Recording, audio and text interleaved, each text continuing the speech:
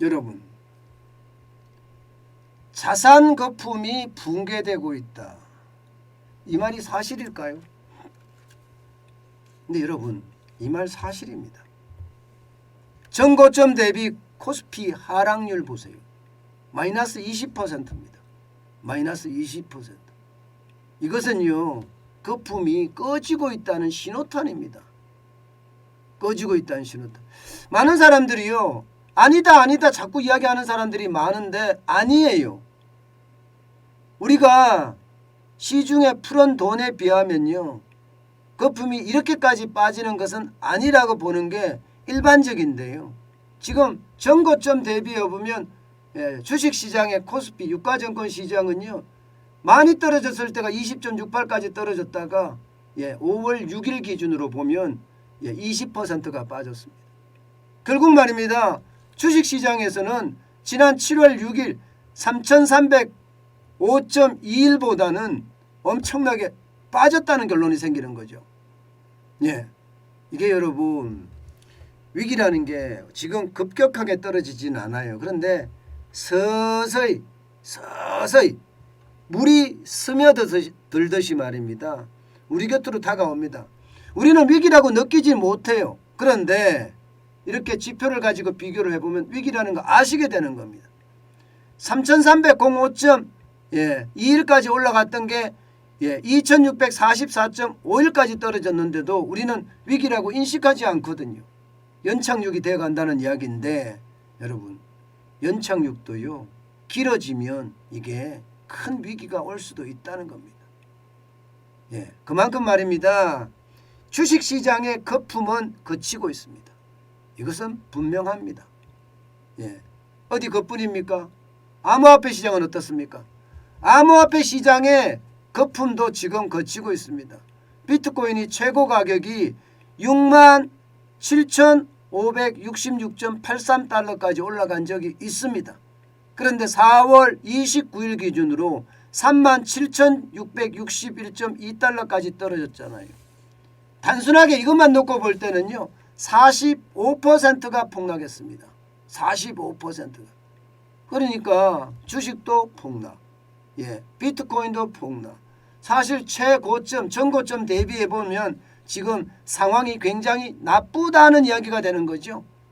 비트코인이 이럴진데 다른 암호화폐들은 어떨까요? 마찬가지입니다. 암호화폐 중에 대장주가 비트코인입니다. 그 외에 많은 코인들이 있지만 사실 저는 그런 코인들 잘 안 봅니다. 누구 말만 따나 잡코인이라고 생각하거든요. 비트코인만 내재 가치가 있다. 물론 비트코인만 내재 가치가 있다 이렇게 생각은 하지는 않습니다. 그렇지만 내재 가치 없는 코인들은 아무 쓸모없는 코인이다. 돈장난이다. 저는 그렇게 생각을 하는데, 내재 가치가 좀 있는 비트코인도 이렇게 45%가 떨어질 정도라면 우리가 다시 한번쯤 생각을 해봐야 됩니다. 또한 여러분, 부동산은 어떨까요? 부동산은 지금까지 정부가 규제 때문에 눌렀다. 규제 때문에 눌렀다 이렇게 이야기해요. 대출 규제를 하니까 부동산이 눌렸다. 3월 9일 대통령 선거를 앞두고 어떻게 하든 부동산을 떨어뜨리기 위해서 대출을 안 해줬다. 그러면서 한쪽으로는 금리를 올려가면서 대응을 했다. 이 말도 사실입니다. 틀리지 않습니다. 최근에 들어서서는 윤석열 정부가 이게 일기 신도시 재건축에 대한 이야기하고요. 그러면서 말입니다, 서울 시내 요소에 있는 재건축을 허가를 해준다 그러면서 집값들이 펑펑 뛰고 있어요. 사실 재건축 기준으로는 많이 올랐습니다. 강남도 재건축, 엄마아파트라든가 잠실 주공 5단지라든가 저기 목동 아파트라든가, 그리고 일기 신도시라고 이야기하는 일산이나 분당도 사실 많이 올랐습니다. 그런데 전체적으로 보면요, 하락 거래율이 높습니다. 아직도 하락 거래율이. 그런데 더 심각한 것은 여러분, 서울 아파트 매매 수급 지수가 3월에 91.4%까지 올라갔던 것이 오히려 4월에는 90.5%까지 떨어지고 있어요. 재건축이 좋다고 이야기하는데, 재건축에서는 신고가가 연일 나온다고 이야기하는데도 떨어지고 있습니다. 이것은 여러분, 결국 이제 쓸 돈이 없어졌다 이런 말도 되는 건가요? 그만큼 자산시장에 충격이 지금 와 있다는 건가요? 저는 이것을 반드시 생각을 해봐야 된다고 봐요. 저는 부동산이 장기적으로 무조건 떨어진다고 생각을 하거든요. 지금은 당장 공급이 부족하고 시중에 뿌려진 돈이 많기 때문에 올라갈 수는 있을 거예요. 그러나 그것도 저는 단기적이라고 봅니다. 장기적으로는 절대 그렇지 않다고 봐요. 문제는 이렇게 주식시장도 거품이 무너지고 암호화폐 시장도 거품이 무너지고 부동산 시장에도 거품이 무너질 조짐이 조금씩 보이고 있고, 이것은 여러분 실제 우리가 안전자산이 어디냐 이렇게 이야기했을 때 어디도 안전자산이 없다 이렇게 저는 분석할 수 있을 것이라고 생각을 합니다.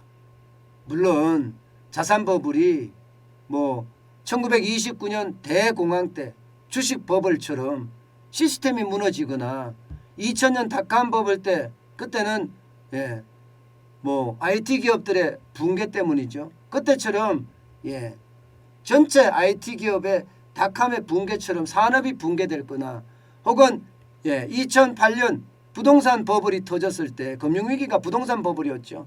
부동산 버블이 터졌을 때 시스템의 붕괴를 가져왔는데 거기까지 갈 것이냐 이것은 더 생각을 해봐야 되지만 만약에 그렇게 가면 여러분 우리에게는 더 많은 기회가 생깁니다. 그래서 그런지 말입니다. 진짜 많은 사람들이 지금은요 주식을 투자하는 것도 암호화폐에 투자하는 것도 부동산에 투자하는 것도 멈칫하고 있고요. 돈을 다 은행에다 잠겨놓고 있어요. 은행에다. 이게 여러분 단기성 자금이 많아진다는 게 바로 그런 이야기인데요. 언제든지 기회만 있으면 출격하겠다는 게 지금 단기성 자금의 어떤 흐름이거든요. 여러분도 알다시피 단기성 자금 굉장히 빨리 움직인다고 봐야 됩니다. 그렇기 때문에 그 단기성 자금을 우리도 모으자는 거예요. 여러분도 알다시피 IT 버블 때 주가가 엄청나게 떨어졌죠. 금융위기 때 엄청나게 떨어졌습니다. 이때 닷컴 침체 때나 금융위기 침체 때 여러분도 알다시피 다 떨어졌잖아요. 우리가 아는 자산은 다 떨어졌습니다. 현금이 있다면 바로 이 현금을 가지고 이때 활용을 해야 된다. 이때 우리가 부자가 돼야 된다. 이런 이야기 아니겠습니까? 제가 여러분들에게 무조건 현금을 쌓아라 하는 것도 바로 이 이유입니다. 자산시장의 거품은 붕괴되기 시작했고 붕괴가 어떻게 붕괴가 될지 연착륙으로 붕괴될지 경착륙으로 붕괴될지 알 수는 없지만 분명한 것은 시작이 됐다는 거예요. 게다가 미국의 금리 인상은 아주 충격적으로 또 급속도로 일어날 겁니다. 여기에다 양적 완화까지도 급속적으로 일어날 거예요. 이렇게 됐을 때 여러분 그 충격의 속도는 더 빨라지고 충격의 속도가 더 빨라지면 위기로까지 가는 것. 위기로 갔을 때는 우리에게 또 한 번의 기회가 오지 않겠느냐. 저는 그런 생각 진짜 많이 해봅니다. 때문에 여러분 항상 준비하셔야 됩니다. 항상 준비하셔야 돼요. 그 어느 때보다 지금은 준비를 해가야 되는 그런 시기가 아닌가 저는 그렇게 생각해 봅니다.